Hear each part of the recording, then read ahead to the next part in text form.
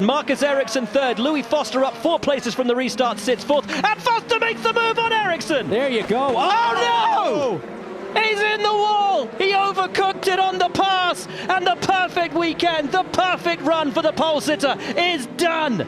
Half an inch.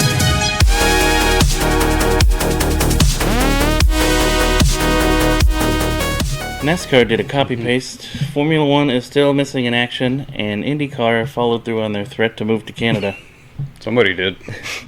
All this and more, next on the Pit and Paddock Racing Show. Welcome back to the Pit and Paddock Racing Show. NASCAR went to Richmond for some Saturday Night Lights, where Joey Baby finally got a second win. Briscoe got another P2, and Austin Cindric stuck in for a P3. I was like, wow, nobody expected Logano. Well, nobody expected the Spanish Inquisition either, but here they were. I was looking at it going, Blaney on pole and Joey on the podium. Man, Penske's IndyCar team needs some of that mojo. Yeah, they really do. I mean, Blaney kind of faded to P13, but still. He was up front for the first half of the race and then just disappeared. Yeah. If the IndyCar team could get half of that kind of result, they'd be happy. Man, they're behind it. Let's move on to some race highlights. Blaney wins stage 1. That was the whole stage. That was it. It was a lap of 80 when beginning of stage 2. Chase Briscoe finally gets the lead. Then lap 107, Blaney gets back to the lead. And then finally on lap 125, Zane Smith spins out of boredom in the middle of pit stops. That woke me up. What happened after that, though? That's some more Briscoe for a while. Mm-hmm. That was, wow. It was a little slow going there at the beginning. Is it as bad as the Brickyard 400? Some more passing than that. At least there was some people passing for the lead. How were the Gibbs cars' brakes this time? I didn't hear constant whining on the radio about brakes, so I guess they put the right ones in this time. Brembo. Can't go wrong with Brembo. Yeah, before it was just a hole cut in the floorboard with using their feet, I think. Like the Flintstones? Yeah. Lap 171, Logano gets back into the lead and leads all the way to the end of stage 2. Yeah, that was exciting. First 2 stages. You know what they should not do is have, like, go to Richmond? Iowa and Richmond back to back. 2 of the most boring races. Oh, well. Well, lap 284, we're going to jump to. That's when Hocevar gets so bored that he downshifts on the straightaway just to get the hell out of the race. I don't know why. That was kind of interesting. He wanted to have an ice cream. He's like, Jesus. I blew the engine. Let's get out. Sorry. Let's go. Let's get out of here. 39 laps to go was the final stop of the night. And then we spend the rest of the race pretending that Chase Briscoe might get by Joey Logano. But it doesn't happen. Exciting. I did see Joey copied the slingshot donut that all the kids are doing it now. Yeah, that one's popular. Yeah. It's the only way you can get a 360 out of that thing. That was too bad. Why can that thing not donut? Is it just too heavy in the back, or what? I haven't seen... They always just kind of do half a donut, and... That's all they can get out of it. Is that on purpose? I don't know. Need some brake bias. Put a little more to the front, I guess. Yeah. I think the race could have been a little bit better if... I think the strategies would have played out a little bit better, maybe more for a more interesting race, if it weren't for these stage breaks. Just let them drive through naturally. Then you could have had, people doing 3 or 4 pit stops instead of everyone on the same strategy. What if you have more stage breaks, but then invert the field at the end of each stage break? Now you're talking about making an interesting race. Yeah. Every 12 laps. All right, switch it up. Got to do something. That thing was a snoozer. I did expect a lot more action from a short track. Really? Yeah. They used to call Richmond I think their tagline was the action track. Oh, not anymore. It is the inaction track. Need some, you know what? Put some degradable tires on there, something. I mean, come on. They really just need to push harder with the tires that wear out after like 30 laps or something. It made Phoenix exciting last year. That was a little better quite a bit better race than normal for Phoenix. Yeah. Immediately after the race, Larson took off out of his car, headed to Knoxville, and won the Knoxville Nationals. So he actually finished a double. Good for him. Back to his old, you can't race on asphalt because you said the N-word out loud stomping grounds? Yeah, just right over there to dominate. Yeah, didn't they make him go drive late models and sprint cars for a while after that happened? That was pretty much his only choice. Yeah. NASCAR went, you're out. Can't say that anymore. Here, take this sensitivity training class and you can come back. Okay. Didn't we do like a top 5 things that you learn at NASCAR sensitivity training track? That was a popular short. Probably get another 5 things. I should probably bring that one back and post it again. That one was pretty good.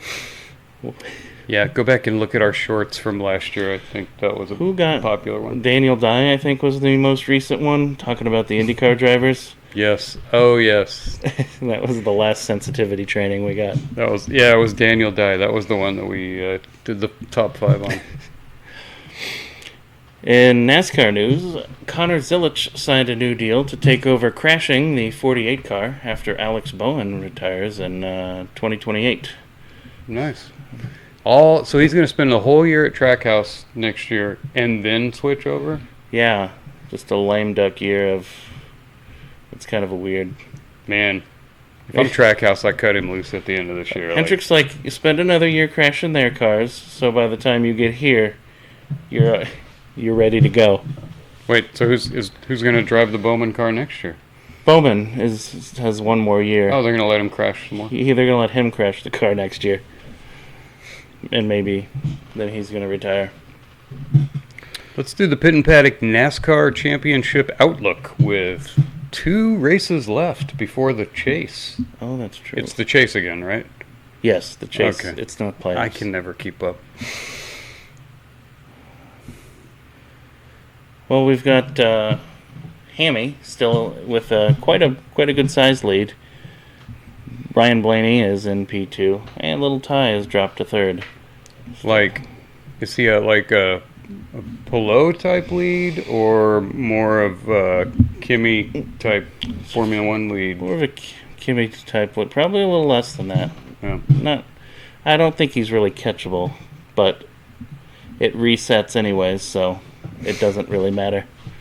SVG is on the bubble in P16 with Preece and Chastain in the waiting room. They are 50 and 63 points back, respectively. So if there's 152 points on offer for the next 2 races, if you win the race and win all the stages and both races, you could have 152 points. They still do fastest lap, right? 1 point for the fastest lap. Yeah, so you could get up to 152. 50. I think it's within reach. Is SVG going to make it? SVG could, if he runs 20-ish at every race and just, gets to the end without crashing, he probably can hold on to it. It's New Hampshire and dark Daytona. But then, dark Daytona, anything can happen. Massive wreck early and takes out everyone. Is it safer to hang out mid-pack or just try and stay up front? Just leading is probably the safest. Well, that's probably not going to happen for SVG. So, is he safe for mid-pack or just hang out at the back and wait for the big crash? I would just drop back for 80% of the race and just maybe somebody will crash, take a bunch of people out, and I can just drive through again. Have a little espresso cup. Yeah. Just cruise around for a while. If you win Dark Daytona, does that count as saying, hey, I won Daytona, or is it not really? I would say I won Daytona. Well, but but people who know will be like, you mean the night race, right? Yeah. The one that's not important? Yeah. That's the one. Another interesting fact, I think in the last 4 or 5 weeks, Joey Logano has gone from 20th to 6th in points with his 2 wins? 2 wins and top 5 finishes. That's pretty impressive. Better to be good late than early, I guess. Yeah, just ask Red Dick. Man, what does he drop down to? 6th or 7th? Or yeah, he's down. I mean, he won 4 in a row. Yeah. Oh, close.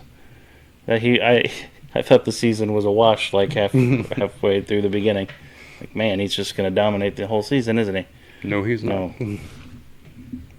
Let's make fun of some paint schemes with the Pit and Paddock Best and Worst NASCAR paint schemes from Richmond. What was your good paint scheme this week? A little sparse crowd this week, but I like the number 3 car because it covered hunting and fishing. So that was nice. That is a nice car. I went with Blucher in the number 17 Kleenex car because the symbol on the side kind of looks like brass knuckles. And that's kind of old school NASCAR, so I like that. Interesting logo for Kleenex. Yeah, what the hell is that supposed to be? I don't know where that comes from. They trying to be like a crown or what? I don't get it, but yeah, it just looks like brass knuckles. Bad car? Ty Gibbs in the 54 car was kind of a mess looking. All sorts of little designs on it. I mean, it was for a charity, so that's nice and all, but... That usually equals a terrible paint scheme. Yeah. It looked kind of like a mess. My bad one was Balicki. Did I say that right? Balicki. Yeah, Balicki in the 66 Southern Tier Security. I'm just imagining a bunch of half-brothers and cousins drive around your neighborhood in an old F-150 carrying bats. That is what it sounds like. I know. Hey, old man Johnson's got some vagrants out by his barn. Let's head down there. Let's clear it out. Southern Tier Security. You called the right people. Notable, it's Richmond, so I'm surprised there was no Virginia where you can abort your baby 1 minute before birth car. Oh, are they not advertising that now? Yeah, I mean, you passed a law. Might as well push it. Yeah, put it on a car. That's big with the NASCAR crowd. They're competing against Massachusetts right now for how late you can abort your baby. Oh, what a fun little competition they're having. Yeah, beautiful. Well, last week we brought you the Chester Cheeks butt face paint scheme. Now we're going to solve the mystery of what the hell Chester Cheeks butt face is. It's actually a plush toy that makes fart sounds, and that's it. We got to put up a picture of Chester Cheeks' butt face for the viewers. Well, I've heard there's some parental pushback because there's if you spread Chester's butt cheeks, he makes a special sound, and apparently that's inappropriate for children. So, they're not in for the butt cheek spreading. Yeah, that's kind of the spread 'em thing is apparently a little bit of a Epstein Island tie-in there with the toy. I think a golden ticket comes out and you get to go to Epstein Island. Oh, fun for the kiddos. Thanks. Coming up next, NASCAR heads to New Hampshire because Old Hampshire is full of Muslim immigrants who don't like auto racing.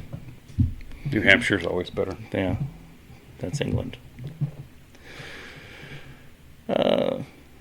New Hampshire is a 1 mile paperclip looking track. It's kind of like the Coliseum, right? Yeah, a little bit like Martinsville, just expanded. Hard to pass. You're going to be looking at tire management and pit strategy race. So sounds like the last 2 races we watched. I'm worried it's just going to be that race again. These 3 races should not be together. Oh, wow. Hammy needs to remember to take 2 tires this time. 2 tires. He's going to be leading towards the end. Just take the 2 tires. 2 tires for the championship, Hammy.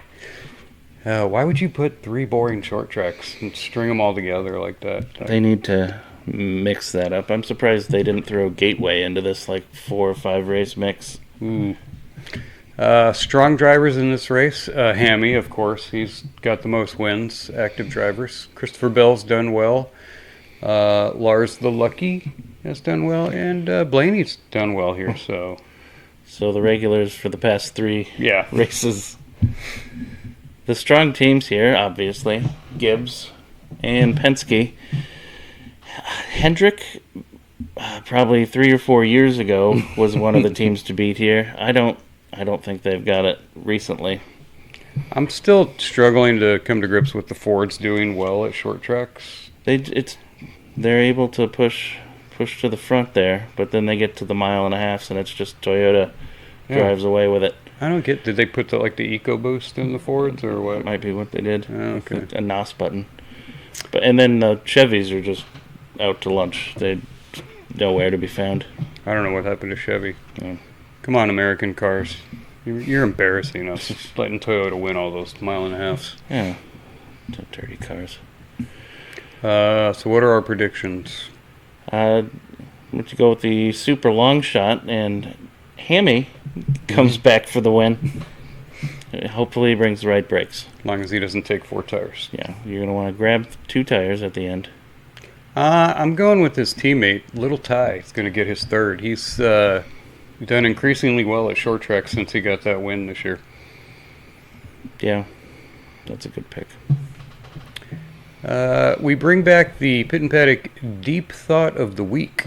One of the many bits of wisdom from the 80s film The Princess Bride, great film, was never get involved, I have to say it like that little dwarf dude, never get involved in a land war in Asia. Rumor says that if they reboot this movie, they will change that line to never get involved in a Persian war next to a waterway that delivers 20% of the world's oil. And that's the deep thought of the week. Indycar went to the brand new street circuit of Markham, where the Canadians gave us a much better race than Portland. And they didn't even have riots. Ericsson gets another win with Grosjean's a tearful P2 and Will Power a surprising P3. Oh, and Team Ray Hall blew an easy win. Yeah, I guess Graham is spreading his bad luck around the team there. Man, that was sad. That was Foster's race to win, and it's sad, just sad.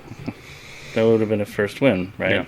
Yeah. First win ever. He was the fastest car. He had it all. It's bad. Threw it all away. He kind of got caught out on the safety car. Yes. And I think he tried to push a little too hard. A little too much. I don't know. Well, let's back up to Friday, which was canceled due to the track not being finished. I guess those concrete track barrier tariffs are really hitting Canada hard. When reached for comment, the track promoter said, sorry about that, eh? I heard there was a delay installing enough flock cameras to comply with Canadian public safety regulations. They needed a few hundred more. Yeah. Every 10 feet. You can't be not watching everyone at any time. And I also heard they couldn't find enough people to work with vaccination cards. Oh, yeah. You got to have your vaccination card in Canada. Yeah. They still require... I'm sure they still require that. No reason to get rid of that. You got to be up to date on your 10th or 15th by now, right? Friday practice was moved to Saturday, and they put it on Fox Sports 2, which no one has. Oh, that's why I couldn't watch it. Yeah. I was like, well, practice is on now. Where is the channel? Nowhere. We'll push it to Fox Sports 2. Like 3 people have it in Indiana somewhere, and that's it. No, I had to wait for the highlights on YouTube. Yeah. Anxious to see what the new track looks like. Nope. Let's back up to qualifying, though. Team Rahall's Louis Foster on pole. Man, who the hell is Louis Foster, everybody's wondering. Superstar Louis Foster? Yeah. I think he's like NASCAR Ryan Blaney's Brit cousin. You can tell because of the matching mustache. They do look quite similar with the mustache. I feel like we were close to having a Blaney Foster double mustache win today. They could do appearances together, and yeah, that would have been great. They both rub their mustaches together. Yeah. Creepy. Oh, creepy. That was the first Team Rahal pole since Road America last year. At least it's only been a year. Yeah. I think the highlight of qualifying was it Q2 when Alex Palou crashed and got a red flag. No Q3 for Pablo. We were all cheering. What a shame. Yeah. That's a shame. Too bad. And then Captain Kirkwood blows his qualifying again. Also crashes out of Q2 and brings the red flag and has no Q3. He's so fast at these street courses, but he cannot qualify. That means you're not going to win. Yeah. Newgarden was out in Q1. Mucus was out in Q2. Penske needs to sell the team to someone who wants to win. I don't know what's wrong with them. They just can maybe switch out some engineers with NASCAR. Could that work? Maybe bring back the cheating. Yeah, that seemed to help before. I'm thinking Captain Cheater, a.k.a. Newgarden, needs to let someone else drive on street courses for the rest of the year. He is just not in shape. Is he just going to do the oval portion? Ed Carpenter always used to do the oval tracks and give someone else the road courses? Might as well. He's like Schumacher and the Haas, just hanging around at the back all day. And then crashes. Yeah. On to race highlights. It was a good start. I think it's a good track. By lap 2, Captain Kirk had moved up 6 spots because he actually is a fast car. Imagine if he qualified on first or second. Lap 15, Mick meets the wall. The acorn fell a long way from the tree on that one. Yeah, he's not Michael Schumacher. I think Gene Haas learned that. Yeah, didn't Gene Haas say, Mick crashes too many cars? Kind of blows the budget when you're trying to develop. At least these are cheaper. Yeah, quite a bit cheaper. Lap 2, almost carnage at the hairpin. I think we could actually say that every lap. I don't know about the hairpin. I like it because there was so much interesting stuff happening there. Yeah. It really mixed up the race, and it was kind of weird setup with the multiple exits. Yeah, I'm not so sure. I mean, but then you could be having a great race and then somebody could just knock you out because it's a hairpin. And then you end up going too slow and have to stall your car out because we'll see what they do with it next year. Lap 28, Scotty Mack pits, and they bring him out in traffic behind Graham Rahal, who is the teammate to the leader who is running this Penske team. Wow. I mean, don't they have software that tells you if you pit now, this is where you're going to come out behind? I think it's former Ferrari strategist, Inaki Rueda. Yeah, that's about what it sounds like. Man, Penske needs a whole reboot. Just mistakes. A lot of mistakes. Mistakes, and just can't quite get the setup right. No, they're not even... I mean, earlier in the season, they ran poorly, but were qualifying well, and now on the street courses, they're not even qualifying that well. And we get another one coming up. If we jump up to lap 31, all the leaders have pitted except for P1 Foster, and wouldn't you know it, full course yellow, and Foster screwed. Comes out of the pits, P12. Wow. That's some Graham Rahal luck. I know. He's the last one. Now he should be careful. He's got to... Oh, there's the safety car. Oh, it's a street course. What are the odds that a yellow is going to come out? I don't know why they waited so long to pit him, but... Always. Their strategist wasn't much better than Penske.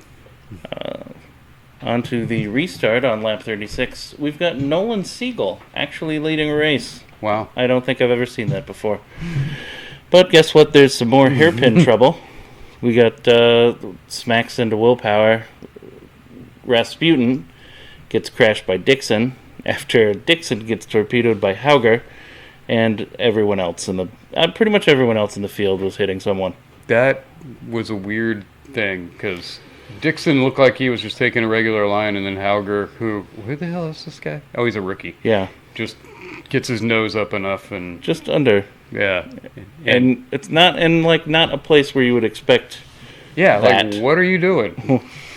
Yeah. Dixon spun pretty hard and ruined Crash Muson's race, so too bad. Yeah, that's why he's Crash Muson. It's lap 41, and look at this. Foster has all the way up to P5. And he's behind teammate Graham Rahal, who, of course, lets him by, and now he's P4. Pretty good from P12. Not bad.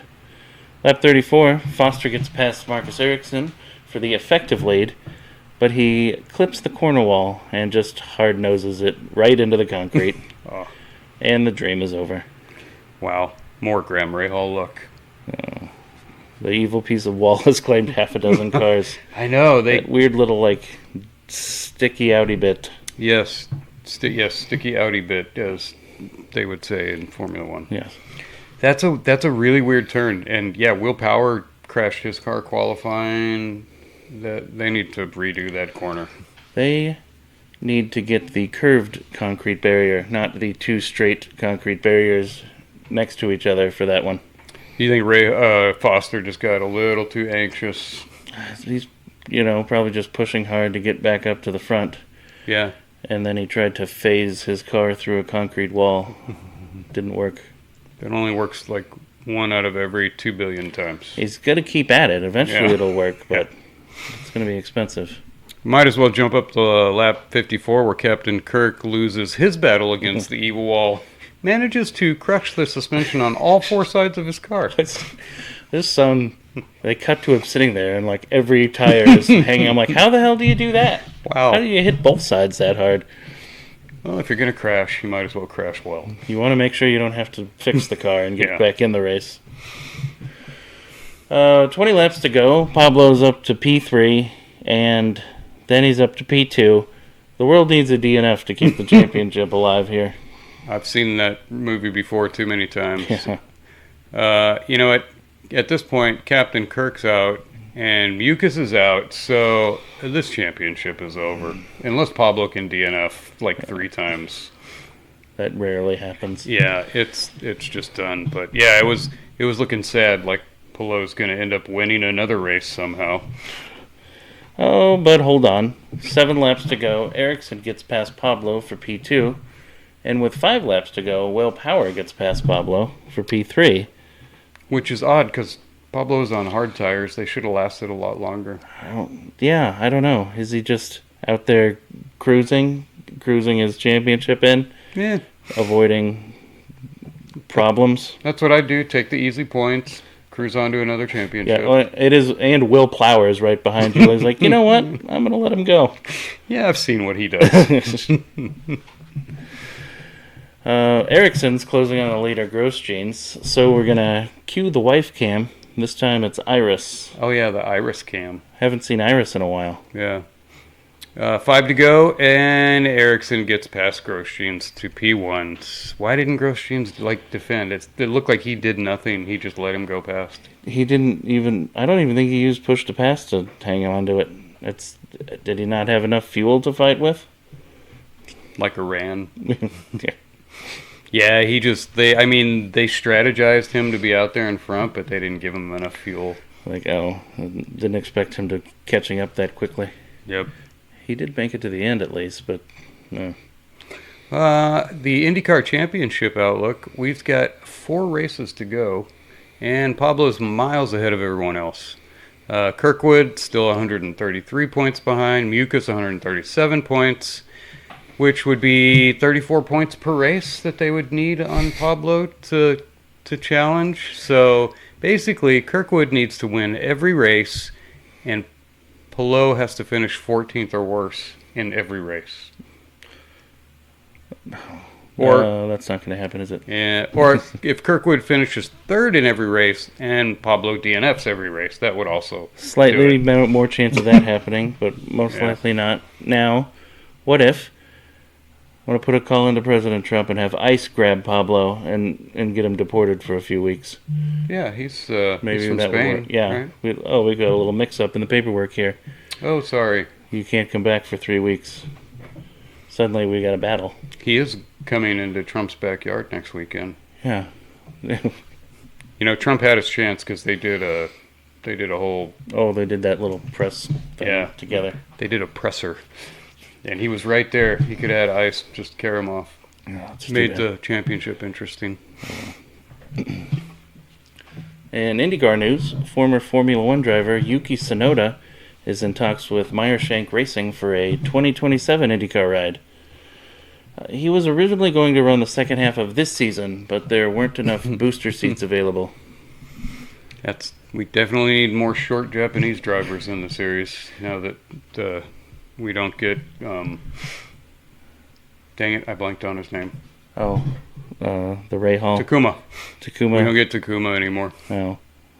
He'll be the one that gets the special Indianapolis engine now. Oh yeah, that's right. Oh, there you go. We can have another Japanese Indianapolis winner. Yeah. All the Rahal cars didn't qualify except for this one. It's in the top 5. Wow, how'd that happen? Amazing. Next up, IndyCar leaves the warm collectivism of Canada for a wretched hive of scum and villainy that is Washington, D.C. Washington, D.C. is going to be another first-time street race, so that helps the rookies. Probably lots of yellow flags again, too, just like Markham. Yeah, hopefully the track's built, though, by the time we get there. Oh, yeah. It is 1.7 miles, and the race is actually 250 miles, thanks to President Trump yelling at someone. That's a long race for a road course. That might go to 3 hours or more for a street course with yellow flags. There might be 5 cars left at the end of that race. The 24 hours of D.C.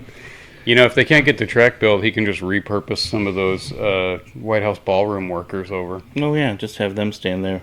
I'm sure they'd be happy to go help out. It looks like there's probably a 4-stop race with the extra long length, so fuel management could be key. Also key is not hitting the walls. Yeah, that's going to be interesting to see. It's a big sticking point. I predict that Captain Kirk is fast, but he finds a new way to blow qualifying and a new way to hit a wall in the race. And then Dixon wins on fuel. Dixon and fuel win. Yeah, he's good at that. I don't think we should have foreigners winning our DC race, so I'm going to go with David Malukas to get his first win. He's an American. Ooh, maybe Stingray Robb will win. Well, the other two is the other choice. Graham Rett. No. Newgart. Nope. Stingray. Just Stingray. No. Just probably Malukas is the best shot. How about Rasputin? Is he American? No, he's Nordic something. Oh, okay. Yeah, that makes sense. Since there's no Formula One racing, Pit and Paddock brings you Formula One news and rumors. Well, former Red Bull Formula One principal Christian Horner is going to be releasing a book about his time at Red Bull. The book's name is Texting While Driving. Oh, yeah. That's going to be careful with that texting. Are you doing a book tour? I don't hope it doesn't start in Austria. It could start in Amsterdam. Is that where they have the red light district? Yeah, that would probably work best for him. That'd be appropriate. Cadillac Formula One fired their team principal, Loudon, was his name? Yeah, Graham Loudon. Yeah, Loudon. Oh, yeah. They always get mad when you pronounce it wrong. That's true. Graham Loudon, after a less than dismal start to the season. So Pit and Paddock help out with the top 5 options for Cadillac's new team principal. Number 5, Sonny Hayes. We could just tie right into the F1 movie sequel, right? They could just start shooting it, and yeah, right there. Number 4, Iranian Supreme Leader Khomeini. Why not? Cadillac can't get any worse. I don't know. Yeah, that is true. Number 3, a flock camera.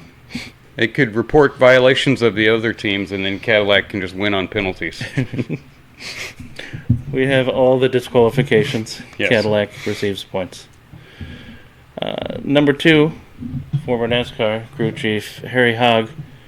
He can give you an engine low to the ground, or an extra thick oil pan that cuts the wind underneath you, or an extra fuel line with carries a whole extra gallon of gas. He was clever. Yeah. That was the barn, building the car in the barn. It was a cool scene. Is that where he was talking to the car the whole time? Yeah. Like lovingly talking to the car and stroking it? Stroking the car gently. Yeah. Robert Duvall? Yeah. Yeah, he was good. And the number 1 choice to replace Loudon as Cadillac Formula One team principal, Sophie Cunningham. Everybody loves her right now. Yeah, she's popular. Yeah.